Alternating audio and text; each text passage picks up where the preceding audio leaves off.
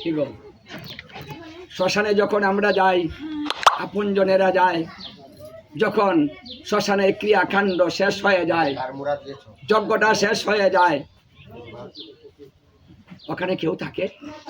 কেউ থাকে না, সবাই যার যার মতো চলে আসি, তুলসীকে সেখানে রেখে যায়।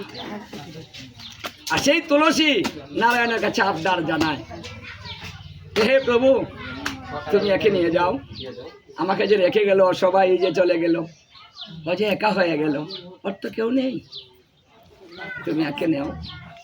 সেদিন নারায়ণ বলেন, হে তুলসী, আমি কথা দিয়েছি যে জীবিত থাকিতে তোমার এই ক্রিয়াকাণ্ডগুলা করিবে, এই কাজগুলা করিবে, কণ্ঠে ধারণ করিবে, তাকে আমি কোনোদিন নরকে যেতে দিব না, সেটা আমি কথা দিয়েছি।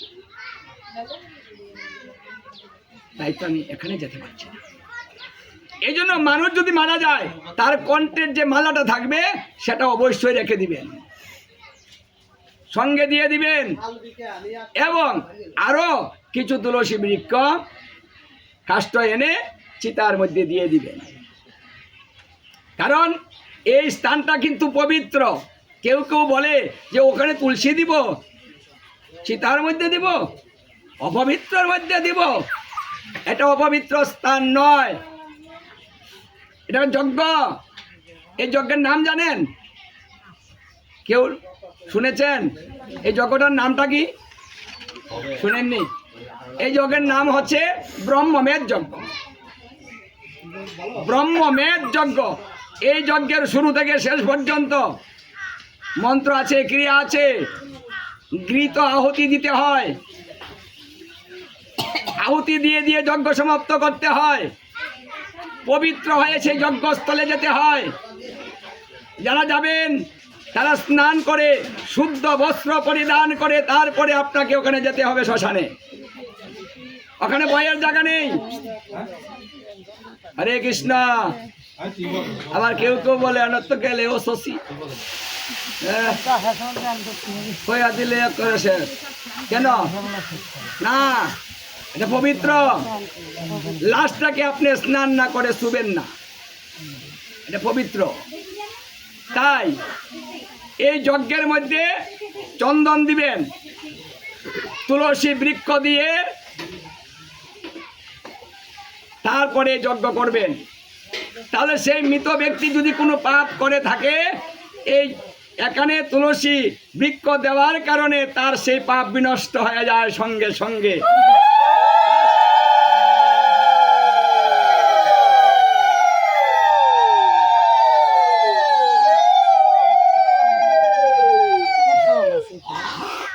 তাহলে দেখুন, এক তুলসীকে দিয়ে, এক তুলসীকে দিয়ে আমরা কি করতে পারি? এক তুলসীর পূজা করেই তো আমরা জীবন অতিবাহিত করে দিতে পারি, গোবিন্দকে তুষ্ট করতে পারি। এই জন্য নারায়ণ এই কলিকালে শিলা হয়েছে, সেটাও কিন্তু তুলসীর কারণে। শিলারূপী নারায়ণ, কারণ শিলা কেন হয়েছেন? এই যে কথা দিয়েছিলেন যে তোমার দেহ থেকে নদী হবে আর কেশ থেকে বৃক্ষ হবে, সেই নদীর মধ্যে শিলা হয়ে অদ্যবধি নারায়ণ বিরাজ করছেন, তুলসীকে তার সাথে রাখছেন।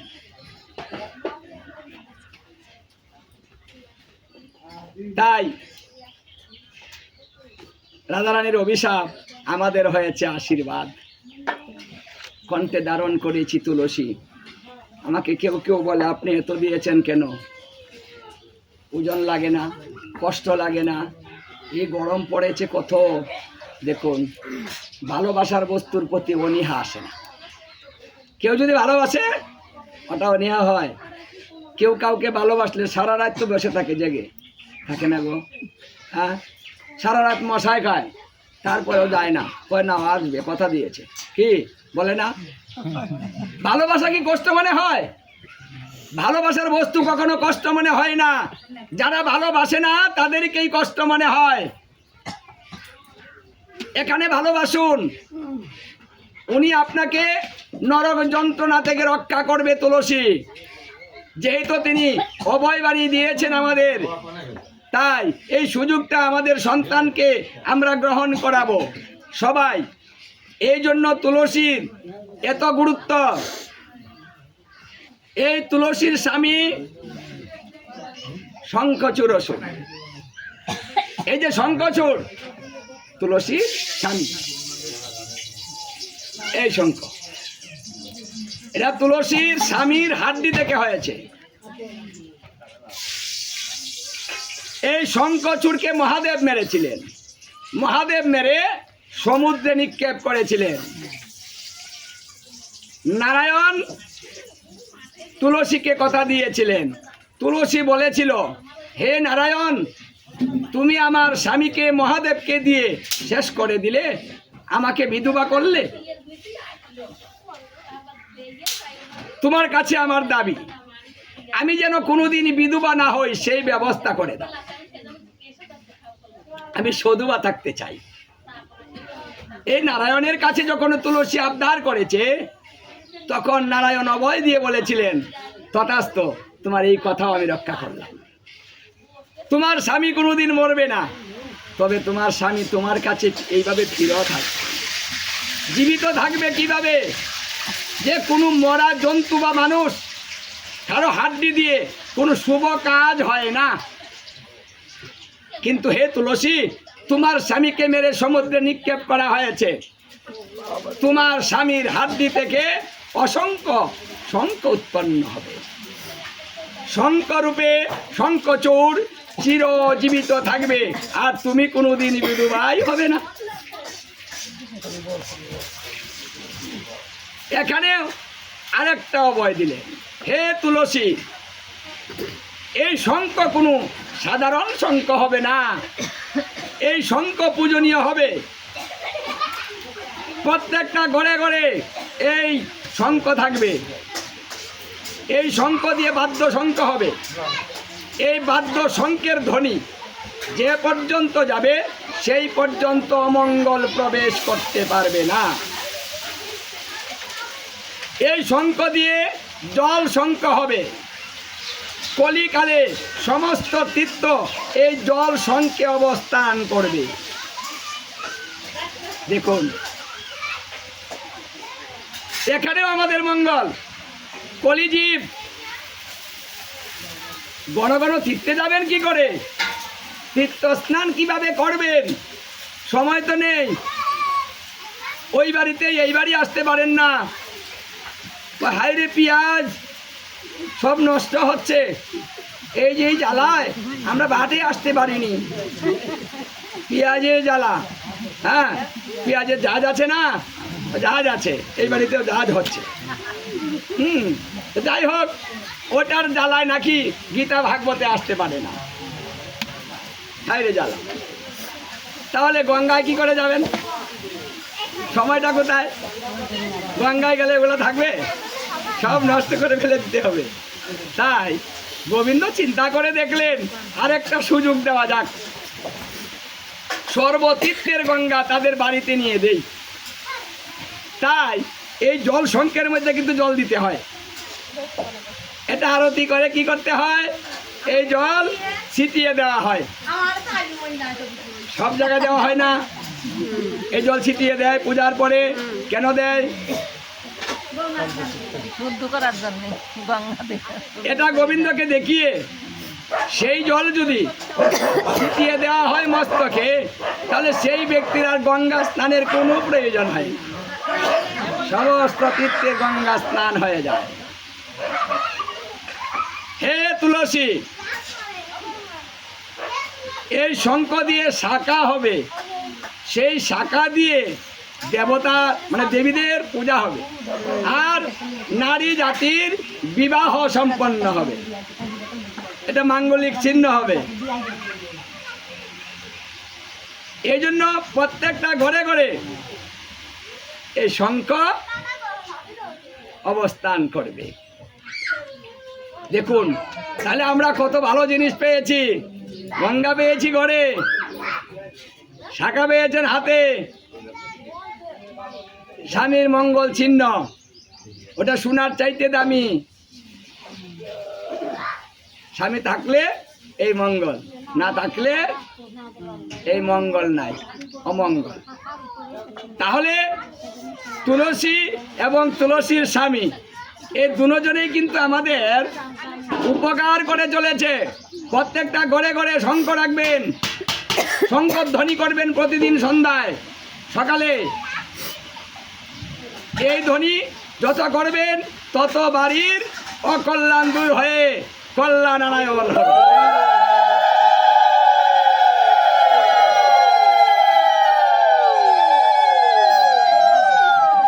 শঙ্খের দাম কি খুব বেশি? আজকে এই বাড়িতে পূজা করব, বলতেছে শঙ্খ নাই, আচমন বাড়ি নাই, পাত্র নাই, পূজার জিনিস নাই। এই পাড়া একজনরে কইছি লই আইব কেন? প্রত্যেকটা ঘরে ঘরে রাখতে হবে, এটা সুযোগ। ওটা কিনতে কত টাকা লাগে গো? হ্যাঁ, 6 মণ পেঁয়াজ বেচেন 300 টাকায়। হ্যাঁ, 1 মণ পেঁয়াজ বেচেন 2000 টাকায়। মনে তো দিন আসে, তখন মন চায় না যে আমার গোবিন্দের জন্য আমি এটা কিনে নেই। কেন কিনেন না? গোবিন্দ কি ব্যবস্থা দেয়নি? ব্যবস্থা দিয়েছে। আজকাল একজনে বলতেছে আমার 100 মণ নষ্ট, এই আপনাদের খুলে দেন। বলেছে না আমার 100 মণ নষ্ট হইল, সহ্য হয় নাই? সবারই তো হয়েছে। তাহলে পূজার জিনিসগুলা কিনতে কত টাকা লাগে? কেন কিনেন না? এটার নাম কি? ঘন্টা। ঘন্টা বাজাইলে কি হয়? অঘটন যেন ঘটে না, ঘন্টা বাজিল। কোনো অঘটন যেন ঘটে না, এই জন্য ঘন্টা বাজে পূজায়। অঘটন নাচ করে, এই জন্য প্রতি ঘরে ঘরে প্রতিদিন ঘন্টা বাজাতে হবে। যত বাজাবেন তত অঘটন দূরে হয়ে যায়। তাহলে এখন থেকে কিনবেন। হ্যাঁ, শঙ্খ বাজিল, অমঙ্গল নাশ করবে বলে শঙ্খ বাজিল। তাই দেখবেন কুরুক্ষেত্রে যুদ্ধে কি বেজেছে? হ্যাঁ, শঙ্খ। শঙ্কর ধ্বনি দিয়ে শুরু করেছে, শঙ্কের ধ্বনি দিয়ে শেষ করেছে। ভগবান স্বয়ং নিজেও শঙ্খ বাজাচ্ছে। তাহলে শঙ্কের মাহাত্ম্য কিন্তু অনেক। এখন থেকে আরেকবার যখন আসবো, প্রত্যেক ঘরে ঘরে যেন আমি এই জল শঙ্খ, বাদ্য শঙ্খ, এই পঞ্চপাত্র, ঘণ্টা, মানে পূজার সমস্ত সামগ্রী প্রত্যেক গৃহে গৃহে রাখবেন। নৃসিংহ পুরাণে নৃসিংহদেব বলেছেন, হে প্রহ্লাদ শুনো, যার গৃহে প্রতিদিন গোবিন্দের সেবা পূজা হয় না, সেই গৃহে কোনো সেবা করিও না। কথাটা বুঝতে পারছেন? কেন সেবা করবেন না কথাটাও বলেছে।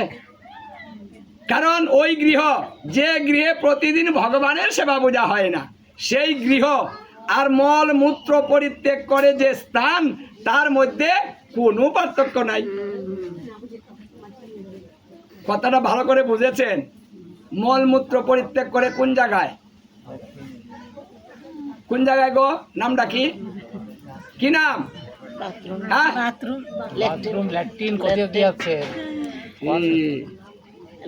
সবাই চিনি। মানে ওটা আর ঘরটা, তার মধ্যে কোনো পার্থক্য নাই। ওখানে সেবা করবে।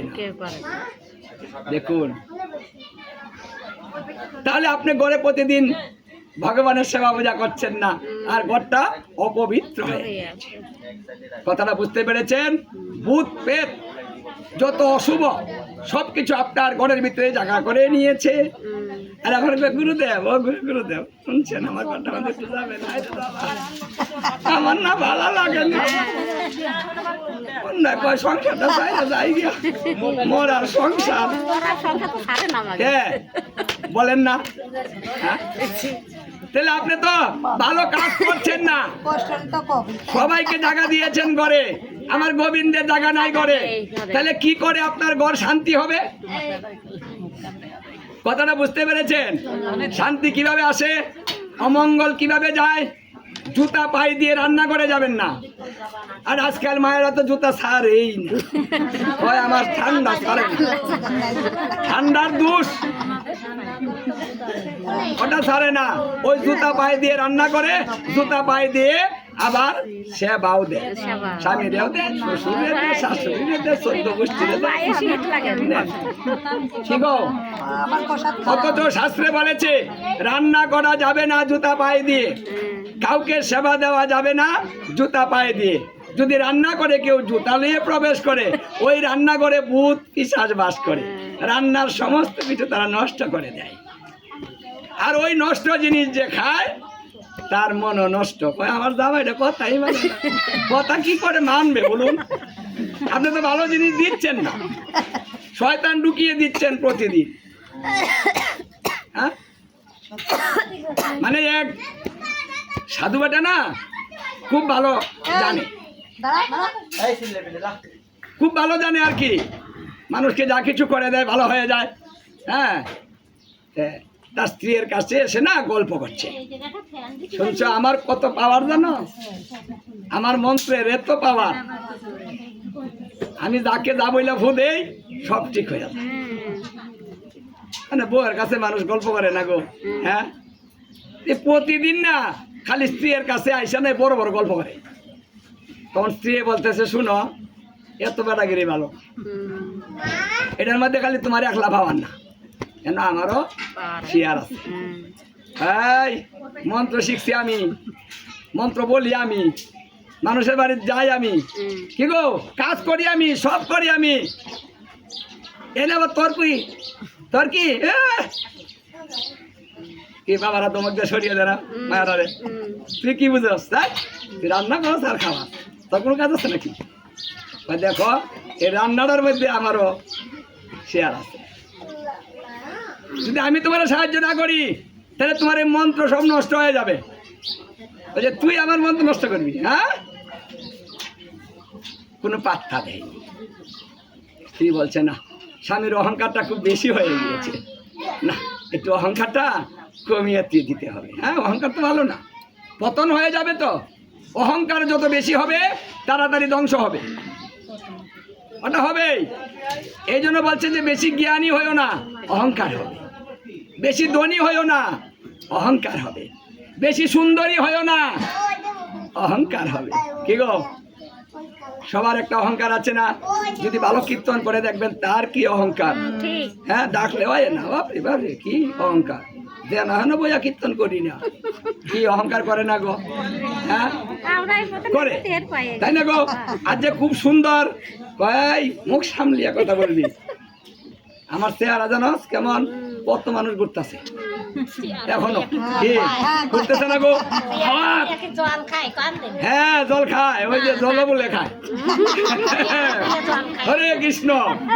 দেখেন প্রত্যেকটা জিনিস একটা অহংকার আছে, এই অহংকারটাই কিন্তু ওকে নষ্ট করে দেয়। তাহলে স্বামীর অহংকার নষ্ট করতে হবে, নাহলে আরো বাড়বে। তাই কি করছে, তারপর থেকে স্নান করে না, সকালে রান্না খুব পবিত্র হয়ে সে করত। শাস্ত্রে বলেছে বুড়ে উঠে স্নান না করে রান্না করতে নেই, স্নান করিয়ে রান্না করিলে তাহলে কি হয়, সমস্ত দেবতার আশীর্বাদ বর্ষিত হয়। তাই মায়েদের স্নান করে রান্না করতে হয়, যত কাজ থাকুক কিন্তু স্নানটা করে নেবেন। ও কি করেছে এখন, আর স্নান করে না। হ্যাঁ, ওই টয়লেটে গেলেও কাপড় ছাড়ে না, জল আর ব্যবহার করে না, মানে যত শুদ্ধ সব কিছু সে এখন করা শুরু করে দিয়েছে। এই অবস্থাতে রান্না করে স্বামীকে খেতে দেওয়া, জুতাও খুলে না, মানে এখন সব কিছু বাদ দিয়ে স্বামীকে দিচ্ছে। কয়েকদিনের মধ্যে স্বামীর পতন শুরু হয়ে যায়। ওই ফু দিলে ভালো হয়ে যায়, অন ফু দিলে কমে না, খালি মানুষ বাড়িতে আসে, কি গো কাজটা যে করে দিলেন, কাজ তো হলো না। কি বলো, আমার কাজ কি কোনোদিন কেউ কিছু বলেছে? আচ্ছা, কেউ তো বলেনি, আমরাও তো বলিনি। হ্যাঁ, কোনোদিন বলেছি? এখন তো হচ্ছে না, কি বলবো বলেন, হচ্ছে না। যাও, আমি আসতেছি। আবার যাই গিয়ে আবার নতুন কিছু করে দিয়ে আসে, কাজ হয় না। মানে চতুর্দিক থেকে তার বদনাম শুরু হয়ে গিয়েছে। কয় না রে, এই সাধু নষ্ট হয়ে গেছে, সাধু অনলুপ হয়ে গেছে, টাকা নেই তো। হ্যাঁ, সাধু নষ্ট হয়ে গেছে, অন কাজ করে না।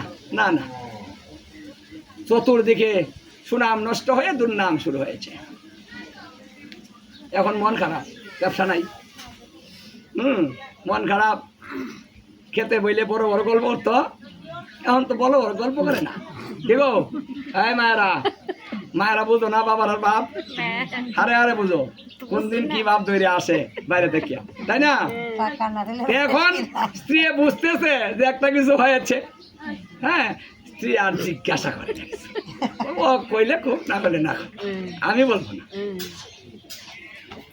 বই থেকে মন খারাপ করে, মুখে দেয় দেয় না। হ্যাঁ, এরকম কথা শুনছ শ্রে, মনটা না খারাপ। কেন মন খারাপ তোমার? হঠাৎ করে তোমার মনে কি হলো গো? আর বলিস না, ব্যবসা হচ্ছে না, আমার মন্ত্রে কাজ করতেছে না কেন? হঠাৎ করে আমার মন্ত্রগুলো নষ্ট হয়ে গেল কেন? বুঝতে পারতেছি না। এই জন্য মনটা না আমার খুব খারাপ। কারণ টাকা যদি না থাকে পুরুষের হাতে, তাহলে শক্তি থাকে গো। হ্যাঁ, পুরুষের হলো টাকা, হ্যাঁ, আর নারীর হলো স্বামী। যার স্বামী নাই তার পাওয়ার নাই, যার স্বামী আছে তার পাওয়ার আছে, তাই না? তাই পুরুষের টাকা আছে, পাওয়ার আছে, আর না হলে তারও পাওয়ার নাই। এমন মন খারাপ। যখন এই কথাগুলো বলতে শুরু করেছে, বলছে কেন তুমি না বলছো তোমার অনেক পাওয়া, হারাই চলে গেল। তাই তো দেখতেছি, কমে গেল কেন? বুঝতে পারলাম। ও তুমি বুঝতে পারবা না, অহংকারী মানুষে কোনোদিন কিছু বুঝতে পারে? হ্যাঁ, অহংকার বাদ দাও, সব বুঝতে পারবে। তুই কিছু করছ, হ্যাঁ, আমি আবার কি করলাম? তোমার এই মন্ত্র আমি জীবনে শিখছি, আমি জানি তো উচ্চারণ করতে পারি আমি, আমি তোমার মন্ত্র নষ্ট করতে পারবো? ওই এইটাও তো ঠিক, তুই তো মন্ত্র জানোস না, তাহলে তার ভরে তুই আমার অভিশাপ দিচ্ছিস। হ্যাঁ, এই যে তুই এদিন আমার কইলি, মনে হয় অভিশাপ লাগতাম। হ্যাঁ, মানে তার মনে ওই দুর্বলতাটা চলে আসছে। পরে বলছে দেখো স্বামী, আমি তোমার এই কাজে সাহায্য করি। এখন তোমাকে মূল কথা বলি, শুনো। আমার কারণে তোমার মন্ত্র নষ্ট হয়েছে। কারণ মন্ত্র ধরে রাখতে হলে তার শুদ্ধতার প্রয়োজন হয়। কি গো, মন্ত্র তো সবাই জানে, সবাই জানে না? শাস্ত্রে সমস্ত মন্ত্র লেখা আছে। এক করে যে বীজ মন্ত্রগুলো আমরা দেই, গুরুদেবের কাছ থেকে নেন, এই বীজ মন্ত্রগুলো কিন্তু শাস্ত্রে আছে। তাহলে তো সেখান থেকে আপনি মুখস্থ করে নিতে পারেন, প্রতিদিন জপ করতে পারেন। তাহলে গুরুর প্রয়োজন কি? গো, শুধু শুধু টাকা দিয়ে গুরু রাখার দরকার আছে? এই কথা বলবা না। তাহলে এত দরকার কেন? কারণ গুরুদেব এই মন্ত্র ধরে রাখার যে শক্তি, যে নিয়ম কানুনের প্রয়োজন, সেগুলা গুরুদেব পালন করে তার শক্তিটাকে ধরে রাখে, আর সেই শক্তিটা জীবের মধ্যে